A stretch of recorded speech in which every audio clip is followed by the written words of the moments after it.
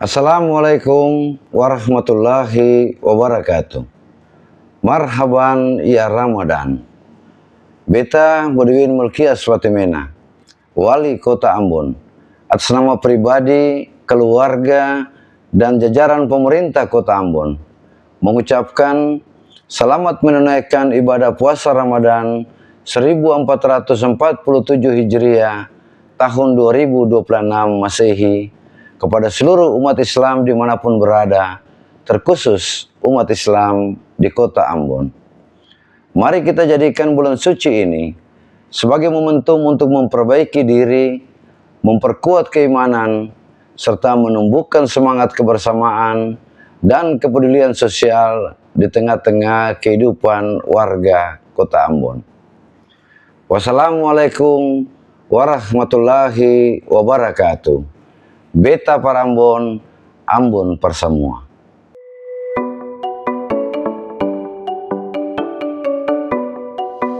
Assalamualaikum warahmatullahi wabarakatuh.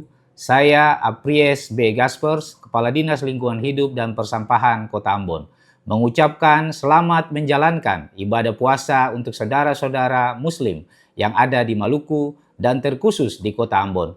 Semoga bulan suci ini menjadi awal perubahan menuju pribadi yang lebih baik, penuh kesabaran, keikhlasan, dan rasa syukur. Semoga semua doa kita dikabulkan. Wassalamualaikum warahmatullahi wabarakatuh. Assalamualaikum warahmatullahi wabarakatuh. Saya Rohalim Boy Sangaji, selaku Ketua DPD Soksi Maluku dan Wakil Koordinator Bidang Kebijakan Publik DPD Partai Golkar Maluku, mengucapkan selamat menunaikan ibadah berbuka puasa 1447 Hijriah. Semoga ibadah puasa kita diterima Allah Subhanahu wa taala dan membawa keberkahan bagi kita semua. Wassalamualaikum warahmatullahi wabarakatuh.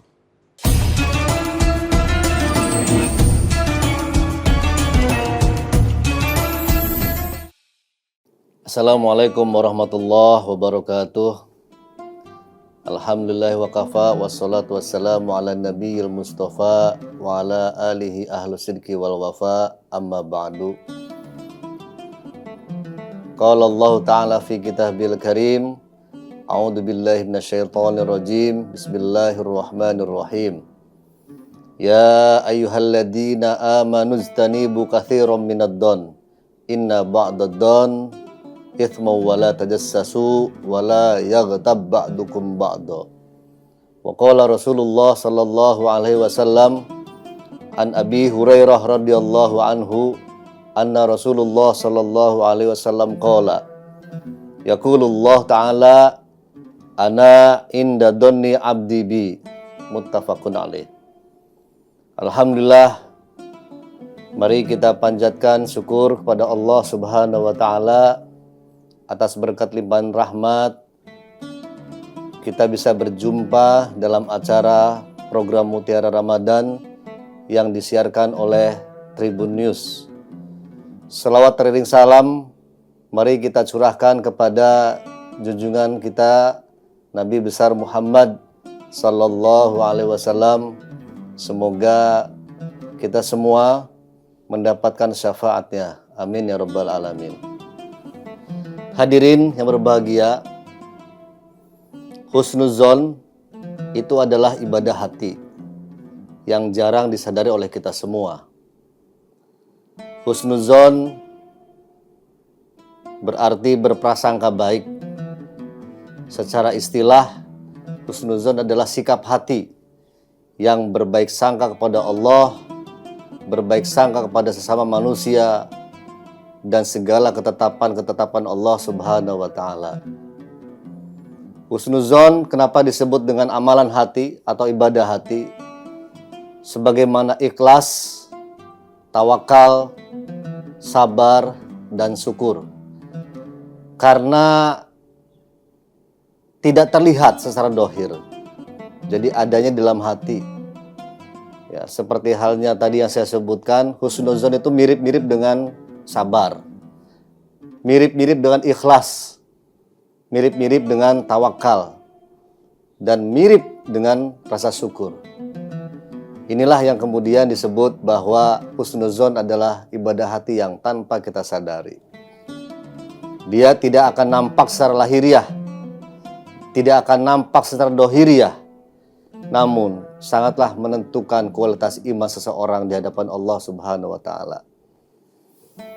Seperti apa yang saya sampaikan, saya sebutkan dalam pembukaan tadi, bahwa husnuzon ini sudah dinaskan, sudah tertulis dalam nas Al-Quran.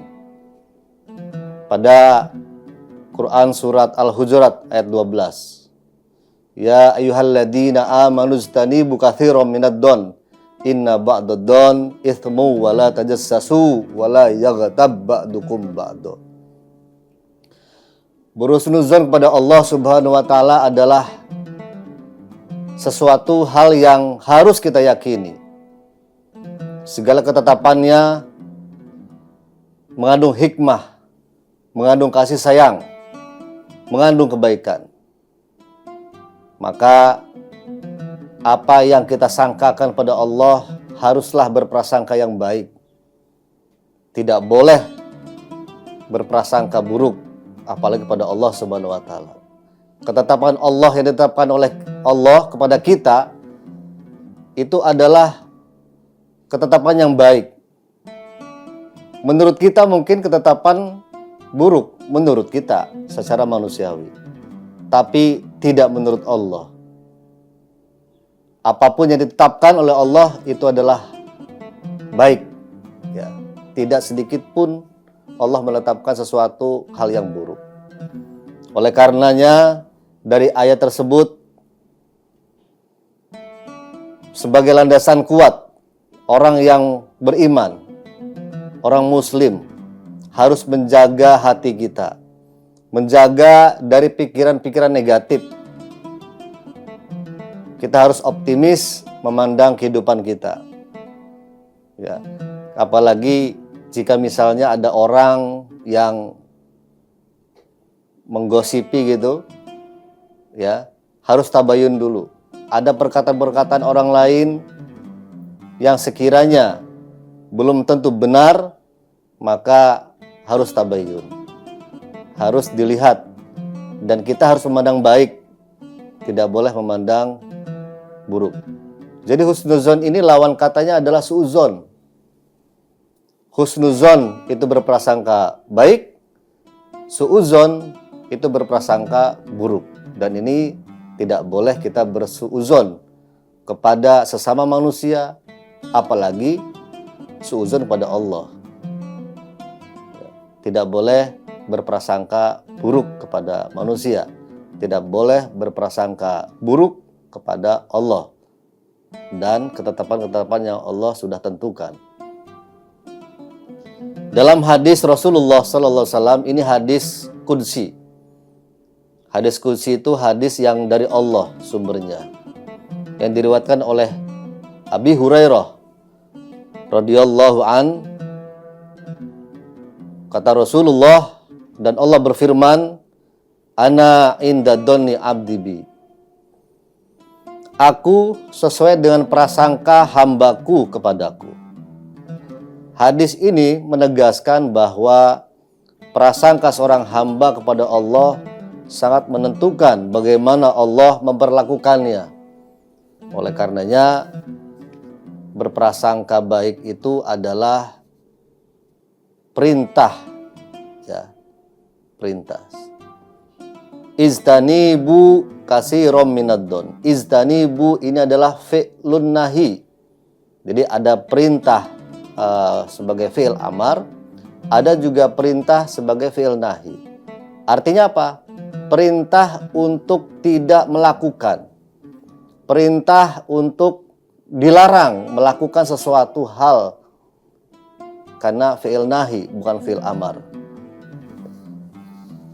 Kemudian Rasulullah SAW bersabda juga dalam hadis yang diriwayatkan oleh Imam Bukhari dan Muslim, Iyakum wad-donna fa inna donna akdabul hadis. Jauhilah prasangka, karena prasangka itu adalah sedusta-dusta perkataan. Ini juga larangan yang disampaikan, yang disabdakan oleh Rasulullah SAW bahwa kita harus menjauhi prasangka, praduga yang kita tidak tahu kebenarannya. Hadis ini sangatlah penting untuk direnungkan dan dipahami karena penyakit hati berupa prasangka buruk merupakan maksiat yang samar. Yang samar itu yang tidak kelihatan dohirnya, yang tidak kelihatan secara lahiriah, tapi ada dalam hati manusia, dan ini adalah penyakit hati. Dan terkadang diremehkan oleh manusia itu sendiri. Padahal Rasulullah SAW menyamakan prasangka buruk yang hanya berupa pikiran dan belum diucapkan dengan ucapan itu, bahkan disamakan dan perkataan yang paling dusta. Ya, ini baru prasangka, belum terucap dari lisan kita. Masih menyangka terhadap seseorang, terhadap manusia. Kata Rasul, apa yang disangkakan dalam hati kita dan belum diucapkan dari lisan kita, ini adalah disamakan dengan perkataan yang paling dusta. Naudzubillah summa naudzubillah min dzalik. Oleh karena janganlah kita berprasangka buruk kepada siapapun, kepada keluarga kita, orang terdekat kita, orang yang kenal dengan kita. Jangan sekali-kali kita berprasangka buruk, apalagi sampai mengucapkan sesuatu hal yang buruk kepada orang lain, menduga-duga kepada orang lain. Jangan. Baiknya tabayun dari sumbernya seperti apa. Berusaha memahami perspektif orang lain sebelum menilai buruk. Ya. Jangan langsung dinilai buruk. Cek-recek dulu, tabayun dulu. Maka tidak diperbolehkan berprasangka buruk pada orang lain dengan cara melatih empati kita pada orang lain. Ya. Tabayun, komunikasikan. Ya, jangan langsung menjustifikasi. Tidak boleh. Mencari sisi positif. Positif, ya, bukan negatif. Fokus pada kebaikan orang lain, bukan kesalahan atau mencari kekurangan-kekurangan mereka. Gak usah mencari-cari kekurangan orang lain. Tidak usah menyalahkan orang lain. Lihat diri kita. Diri kita mungkin lebih banyak kekurangan daripada orang lain. Diri kita banyak kesalahannya dibanding orang lain. Introspeksi diri. Tidak boleh kita tuh hal menyalahkan orang lain, ya. Selalu mengorek-ngorek orang lain, padahal diri kita jauh lebih banyak kekurangannya dibanding orang lain. Berprasangka baik, ini harus kita timbulkan, harus kita tumbuhkan kepada siapapun, kepada manusia, kepada Allah, kepada tempat Allah, kita harus berprasangka baik. Mungkin itu saja yang dapat saya sampaikan. Mudah-mudahan bermanfaat. Mudah-mudahan kita semua terhindar dari prasangka buruk kepada manusia, terlebih kepada Allah Subhanahu wa taala. Terima kasih. Mudah-mudahan di lain waktu kita berjumpa kembali dalam program Mutiara Ramadan di Tribun News. Wallahul muwaffiq ila aqwamit thoriq. Wassalamualaikum warahmatullahi wabarakatuh. Assalamualaikum warahmatullahi wabarakatuh. Marhaban ya Ramadan. Beta Budiwin Mulkias Fatimena, Wali Kota Ambon, atas nama pribadi, keluarga, dan jajaran pemerintah Kota Ambon, mengucapkan selamat menunaikan ibadah puasa Ramadan 1447 Hijriah tahun 2026 Masehi kepada seluruh umat Islam dimanapun berada, terkhusus umat Islam di Kota Ambon. Mari kita jadikan bulan suci ini sebagai momentum untuk memperbaiki diri, memperkuat keimanan, serta menumbuhkan semangat kebersamaan dan kepedulian sosial di tengah-tengah kehidupan warga Kota Ambon. Wassalamualaikum warahmatullahi wabarakatuh. Beta Parambon, Ambon persemua.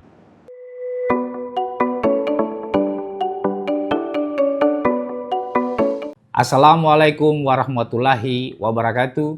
Saya Apries B. Gaspers, Kepala Dinas Lingkungan Hidup dan Persampahan Kota Ambon, mengucapkan selamat menjalankan ibadah puasa untuk saudara-saudara Muslim yang ada di Maluku dan terkhusus di Kota Ambon.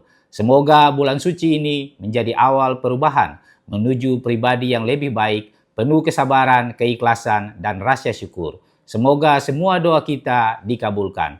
Wassalamualaikum warahmatullahi wabarakatuh. Assalamualaikum warahmatullahi wabarakatuh. Saya Rohalim Boysangaji, selaku Ketua DPD Soksi Maluku dan Wakil Koordinator Bidang Kebijakan Publik DPD Partai Golkar Maluku, mengucapkan selamat menunaikan ibadah berbuka puasa 1447 Hijriah. Semoga ibadah puasa kita diterima Allah Subhanahu wa taala dan membawa keberkahan bagi kita semua. Wassalamualaikum warahmatullahi wabarakatuh. Download Tribun X sekarang. Menghadirkan lokal menjadi Indonesia.